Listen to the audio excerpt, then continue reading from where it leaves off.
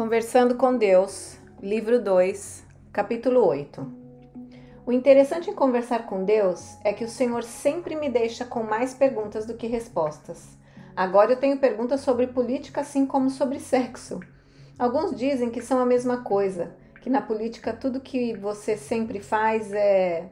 Espere um minuto, o Senhor não vai dizer uma obscenidade, vai? Bem, sim, achei que iria chocá-lo um pouco. Ei, pare com isso! Deus não deve falar assim. Então por que vocês falam? A maioria de nós não fala. É claro que fala. As pessoas que são tementes a Deus não falam. Ah, eu entendo. Vocês têm de temer a Deus para não ofendê-lo. E quem disse que eu me ofendo com uma simples palavra?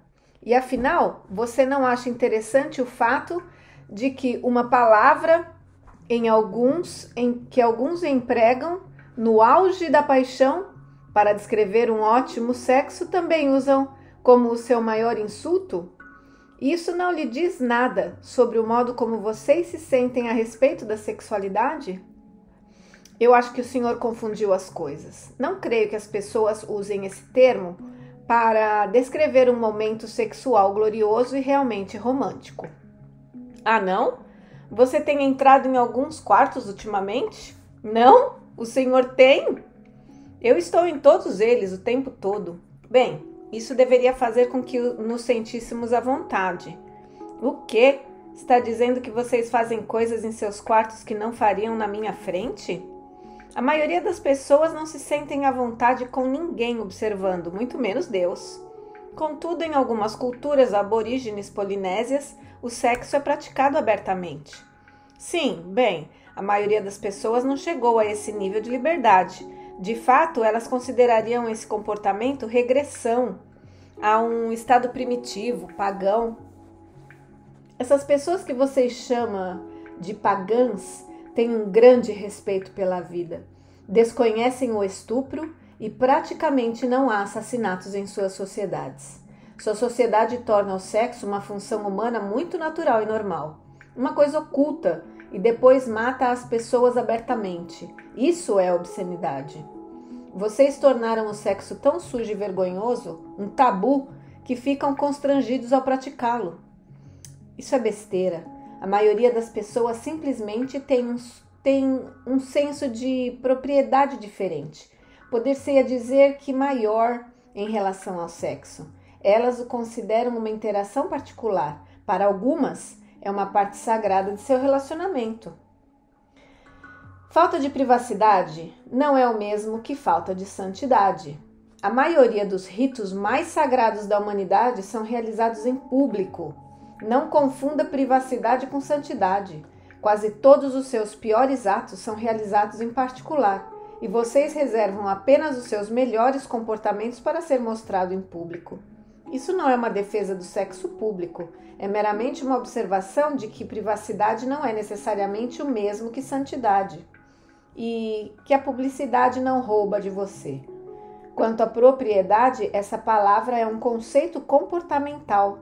Por trás dela fizeram mais para acabar com as maiores alegrias dos homens e mulheres do que qualquer outra construção humana, exceto a ideia de que Deus é castigador, que completou o trabalho. Aparentemente o Senhor não acredita em propriedade. O problema com a propriedade é que alguém tem de estabelecer os padrões, o que significa automaticamente que seus comportamentos são limitados, dirigidos, ditados pela ideia de outra pessoa do que lhe traria alegria.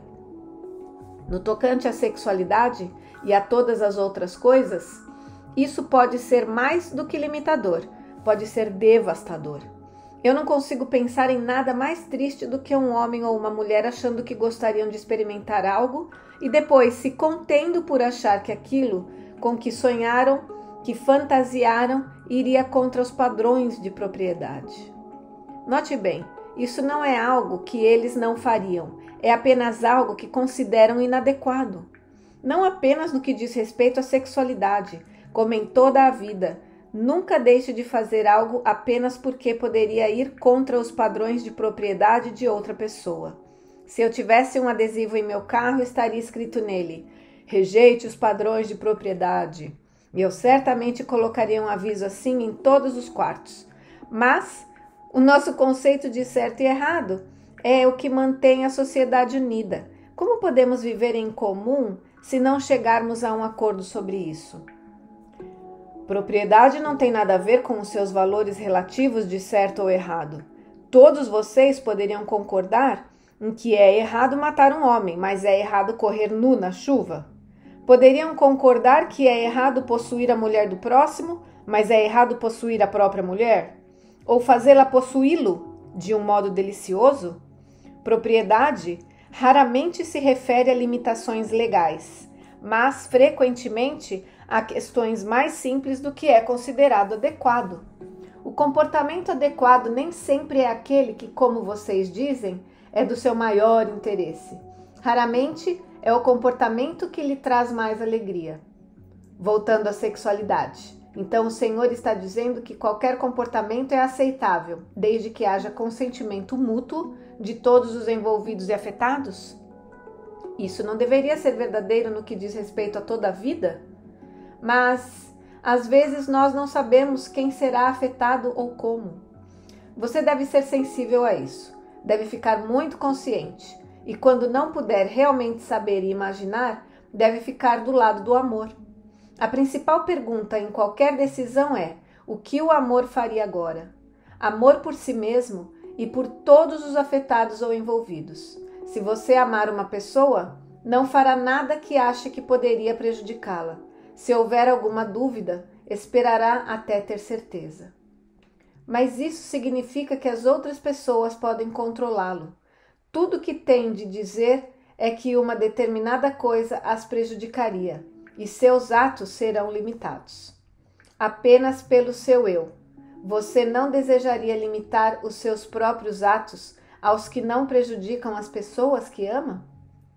Mas, e se você se sentir prejudicado por não fazer alguma coisa?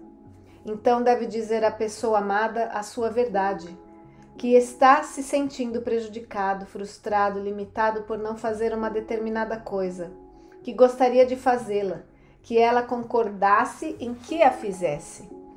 Você deve tentar esse acordo, tente chegar a um meio termo, uma linha de conduta que permita que todos saiam ganhando. E se essa linha de conduta não puder ser encontrada? Então eu repetirei o que já disse. Trair a si mesmo para não trair outra pessoa é, apesar disso, traição. A maior traição. Seu Shakespeare disse isso de outro modo. Para seres verdadeiro, é certo que, como a noite segue-se ao dia, não pode ser leal com nenhum homem. Mas o homem que sempre faz o que quer torna-se muito egoísta.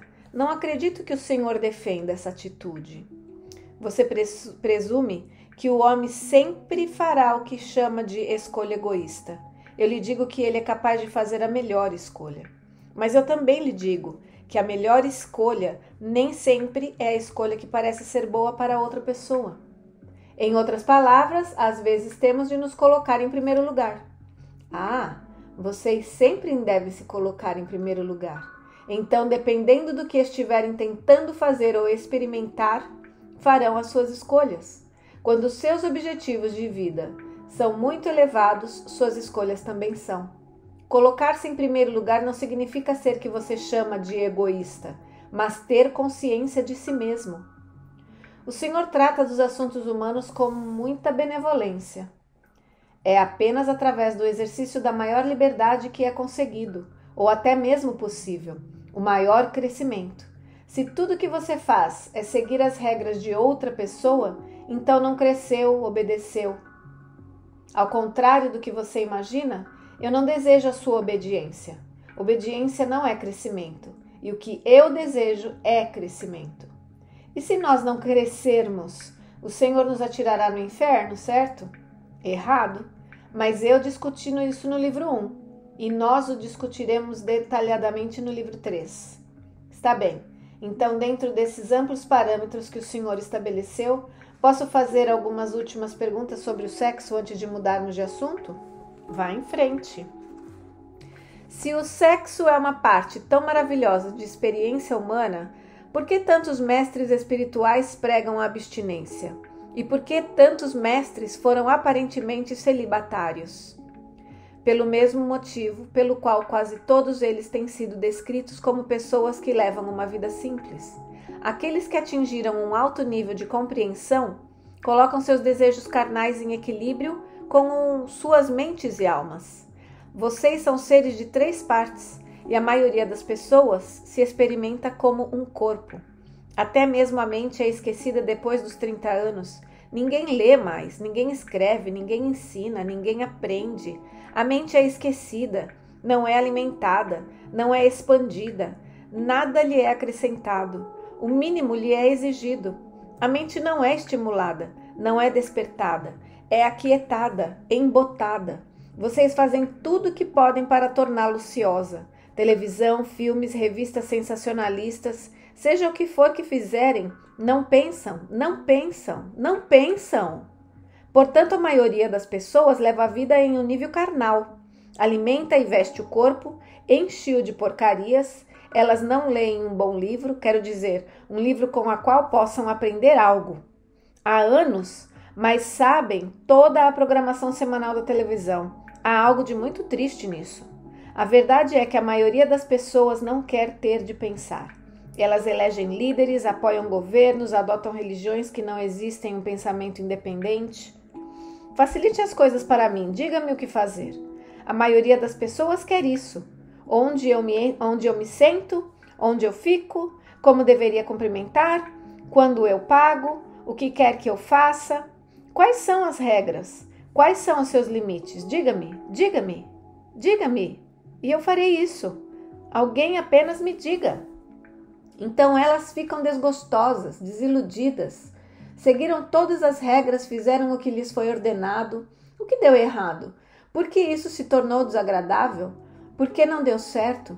Deixou de dar certo no momento em que elas abandonaram as suas mentes, as melhores ferramentas criativas que já tiveram. É hora de você reconciliar-se com a sua mente. Seja um companheiro para ela, que tem se sentido muito só. Alimente-a. Ela tem estado faminta. Alguns de vocês, uma pequena minoria, compreenderam que têm um corpo e uma mente. Trataram bem de suas mentes. Ainda assim, mesmo entre os que respeitam suas mentes e as coisas da mente, poucos aprenderam a usar mais de 1/3 da sua capacidade. Se soubessem do que suas mentes são capazes, nunca parariam de partilhar suas maravilhas e seus poderes. E se você acha pequeno o número de pessoas que põem em equilíbrio em sua vida corpo e mente, o número que se vê como um ser de 3 partes, corpo, mente e espírito, é mínimo. Contudo, vocês são seres de 3 partes. Você é mais do que seu corpo e mais do que um corpo com uma mente. Você está cuidando da sua alma? Está ao menos notando-a? Está curando-a ou ferindo-a? Está crescendo ou diminuindo? Está se expandindo ou restringindo? Sua alma está tão solitária quanto a sua mente? E ainda mais negligenciada? Quando foi a última vez que você sentiu que a sua alma estava sendo manifestada? Que chorou de alegria? Escreveu poesia? Compôs música? Dançou na chuva? Assou uma torta? Pintou alguma coisa? Consertou algo que estava quebrado? Beijou um bebê? Encostou um gato em seu rosto? Subiu uma colina? Nadou nu? Caminhou durante o pôr do sol? Tocou harmônica? Conversou até de madrugada? Fez amor durante horas em uma praia, no bosque? Harmonizou-se com a natureza? Procurou Deus? Quando foi a última vez que você se sentou sozinho em silêncio, viajando para a parte mais profunda do seu ser? Quando foi a última vez que disse olá para a sua alma? Quando você vive como uma criatura de uma só faceta, preocupa-se muito com os assuntos do corpo, dinheiro, sexo, poder, bens materiais, estimulações físicas e satisfações, segurança, fama, ganho financeiro. Quando você vive como uma criatura de 2 facetas, também se preocupa com os assuntos da mente. companheirismo, criatividade, estimulação de novos pensamentos, novas ideias, criação de novos objetivos, novos desafios, crescimento pessoal. Quando você vive como um ser de 3 partes, finalmente fica em equilíbrio consigo mesmo. Suas preocupações incluem assuntos da alma, identidade espiritual, objetivo de vida, relacionamento com Deus. Caminho para evolução, crescimento espiritual, destino final. Quando você evolui para estados de consciência cada vez mais elevados, realiza plenamente todos os aspectos do seu ser. Evoluir não significa desistir de alguns aspectos do eu a favor de outros.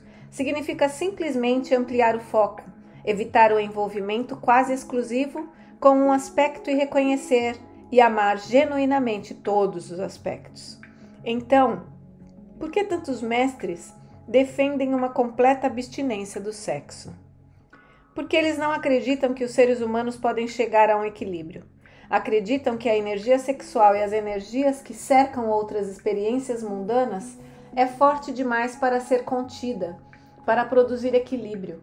Acreditam que a abstinência é o único caminho para a evolução espiritual, em vez de apenas um possível resultado dela. Mas não é verdade que alguns seres muito evoluídos desistiram do sexo? Não no sentido clássico da palavra desistir. Isso não é uma renúncia a algo que você ainda deseja, mas sabe que não é bom ter. É mais uma sensação de saciedade, como quando não repete a sobremesa. Não porque a sobremesa não é boa, nem mesmo porque não é boa para você, mas simplesmente porque, embora tenha sido ótima, você está satisfeito.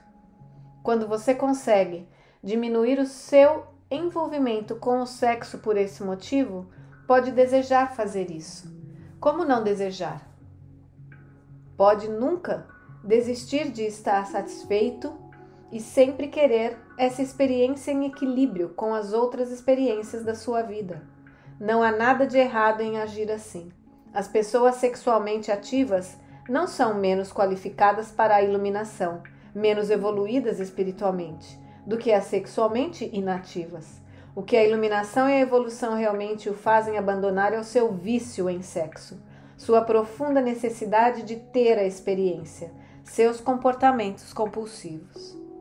Do mesmo modo, sua preocupação com dinheiro, poder, segurança, bens materiais e outras experiências do corpo desaparecerá. Contudo, continuará a apreciá-las e deveria apreciar. A apreciação de toda a vida é o que glorifica o processo que eu criei, o desdém pela vida ou qualquer um de seus prazeres, até mesmo os mais básicos e físicos. É desdém por mim, o Criador. Porque quando você diz que a minha criação é pecaminosa, do que está me chamando? Contudo, quando diz que a minha criação é sagrada, santifica a sua experiência com relação a ela, e também a mim. Eu lhe digo que não criei nada desdenhosamente, e como seu Shakespeare disse, nada é pecado, a menos que o seu pensamento o faça ser. Isso me leva a algumas perguntas finais sobre o sexo.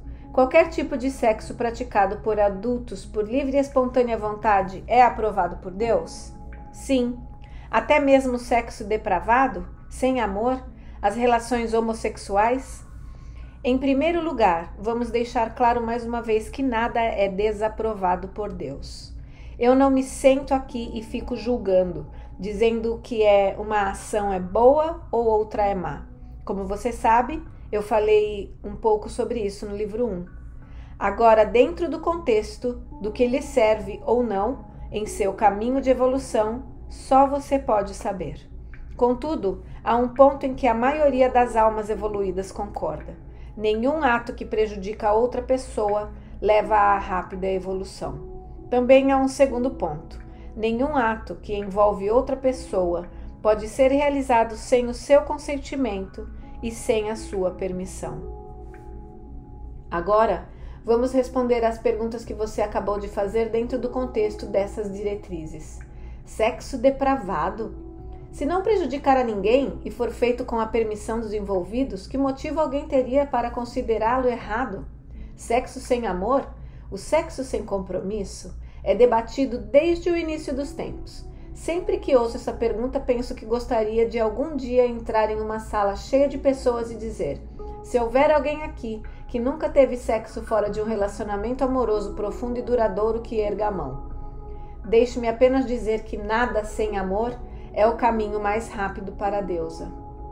Se for sexo sem amor ou espaguete e almôndegas sem amor, se você preparou a baguete e o consumiu sem amor, está perdendo a parte mais extraordinária da experiência. É errado perder isso? Aqui, mais uma vez, errado pode não ser a palavra exata. Desvantajoso seria melhor, dado o seu desejo de tornar-se o mais rapidamente possível um ser espiritual superior. Sexo homossexual? Tantas pessoas querem dizer que eu sou contra a homossexualidade ou o seu exército. Contudo, eu não julgo essa escolha de vocês ou qualquer outra. As pessoas querem fazer todos os tipos de julgamentos de valor sobre tudo, e eu estrago a festa. Não quero juntar-me a elas nesses julgamentos, o que é especialmente desconcertante para aqueles que dizem que eu os originei. Eu realmente observo que houve um tempo em que as pessoas pensavam que o casamento entre raças diferentes não era só desaconselhável, mas contra a lei de Deus. Surpreendentemente, algumas ainda pensam isso. Elas viam as suas Bíblias como as suas fontes autorizadas, como fazem a respeito de questões que cercam a homossexualidade. O Senhor quer dizer que pessoas de raças diferentes podem se unir pelo casamento? A pergunta é absurda, mas nem de perto tão absurda como a certeza de alguns de que a resposta é não. As perguntas sobre a homossexualidade são igualmente absurdas? Você é quem decide. Eu não tenho um julgamento sobre isso ou coisa alguma. Sei que vocês gostariam que eu tivesse. Isso tornaria suas vidas muito mais fáceis. Sem decisões a tomar, decisões difíceis. Tudo seria decidido para vocês. Não teriam de fazer nada além de obedecer. Isso não seria bem uma vida, pelo menos em termos de criatividade e poder pessoal. Mas, por outro lado, não haveria estresse. Deixe-me fazer-lhe algumas perguntas sobre sexo e filhos. Em que idade é apropriado permitir às crianças tornarem-se conscientes da sexualidade como uma experiência de vida? As crianças têm consciência de si mesmas como seres sexuais, o que quer dizer como seres humanos, desde o início de suas vidas. O que muitos pais em seu planeta fazem agora é tentar não estimulá-las a receber isso, a perceber isso. Se a mão de um bebê vai para o lugar errado, vocês a tiram dali. Se uma criança pequena começa a encontrar momentos de satisfação sexual no prazer inocente proporcionado por seu próprio corpo, vocês reagem horrorizados e passam essa sensação de horror para ela. A criança se pergunta: o que eu fiz? O que eu fiz? Mamãe está furiosa, o que eu fiz? Com a sua raça de seres, isso não tem sido uma questão de quando vocês tornaram o sexo conhecido para seus filhos, mas de quando param de exigir que eles neguem as suas próprias identidades como seres sexuais. Quando seus filhos têm entre 12 e 17 anos, a maioria de vocês já deixou de exigi-lo e diz basicamente: embora naturalmente não com palavras, vocês não falam sobre essas coisas. Está bem, agora vocês podem notar que tem partes sexuais e coisas sexuais a fazer com elas. Contudo, a essa altura o mal já foi feito. Durante 10 anos ou mais, seus filhos aprenderam que deviam sentir vergonha dessas partes do corpo. Alguns nem mesmo sabem o nome certo delas. Ouvem desde algo como bumbum para suas nádegas, a palavras que alguns de vocês se forçam para inventar, para evitar dizer simplesmente pênis ou vagina.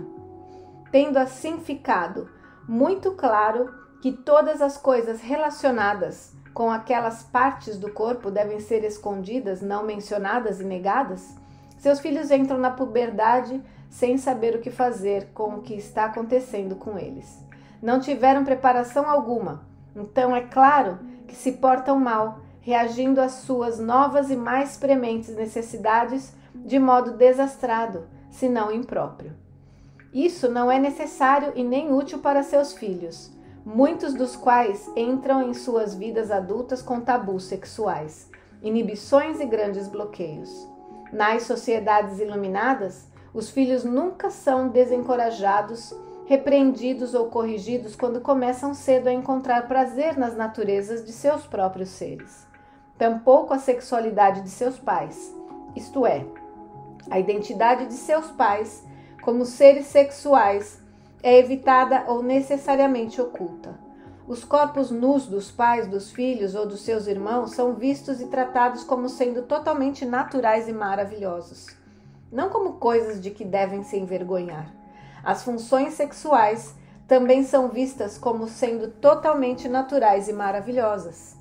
Em algumas sociedades, os pais copulam na frente de seus filhos, e o que poderia dar-lhes uma ideia melhor da beleza, da maravilha e da pura alegria da expressão sexual, do amor que é isso? Porque os pais estão constantemente ditando os padrões de certo e errado de todos os comportamentos, e os filhos captam seus sinais sutis e não tão sutis de tudo através do que os veem pensando, dizendo e fazendo. Como já foi observado, você pode chamar essas sociedades de pagãs ou primitivas.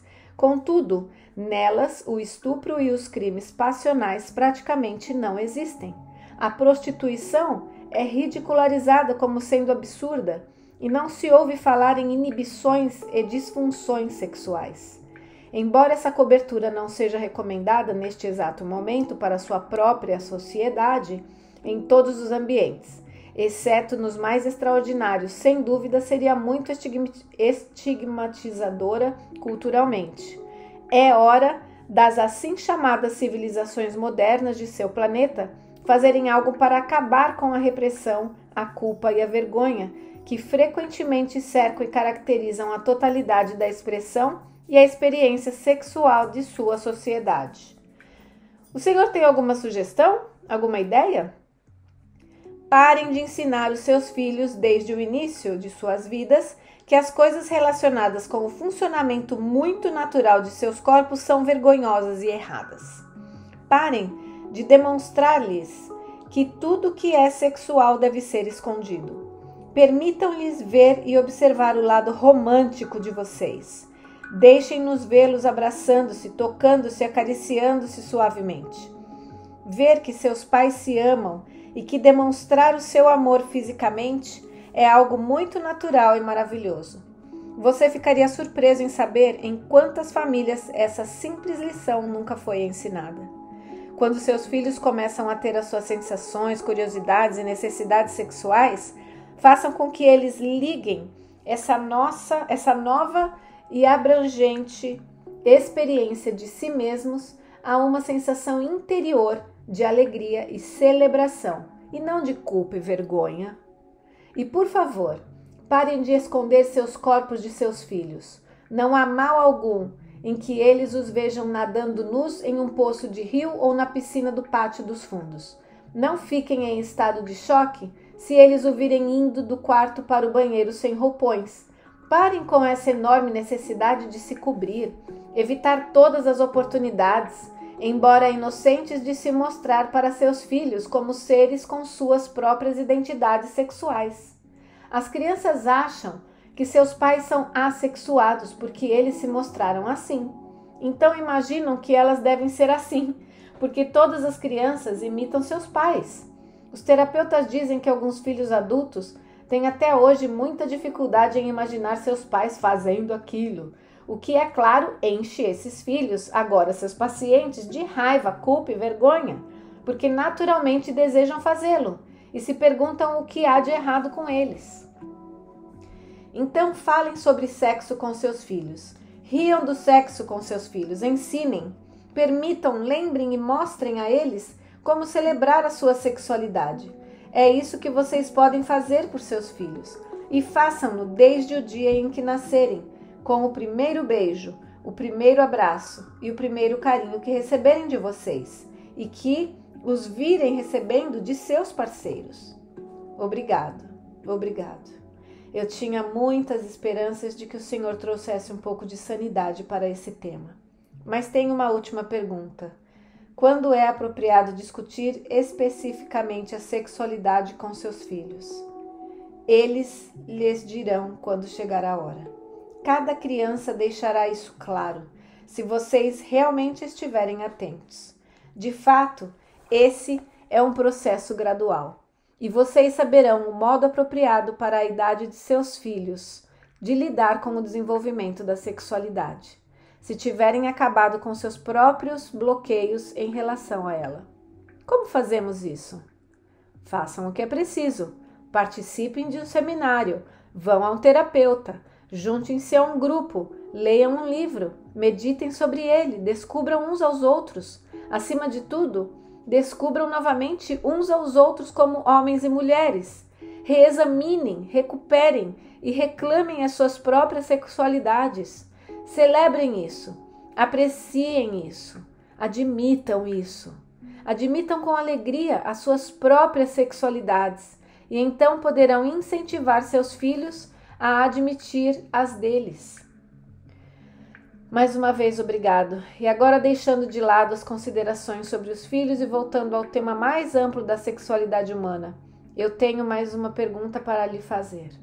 E ela pode parecer frívola e até mesmo desrespeitosa, mas não posso deixar este diálogo terminar sem fazê-la. Bem, pare de se desculpar e apenas faça a pergunta. Está bem. O sexo pode ser excessivo? Não, é claro que não. Mas a necessidade de sexo pode ser excessiva. Eu sugiro que desfrute de tudo. Não necessite de coisa alguma. Inclusive das pessoas, especialmente delas. Necessitar de alguém é o modo mais rápido de acabar com um relacionamento.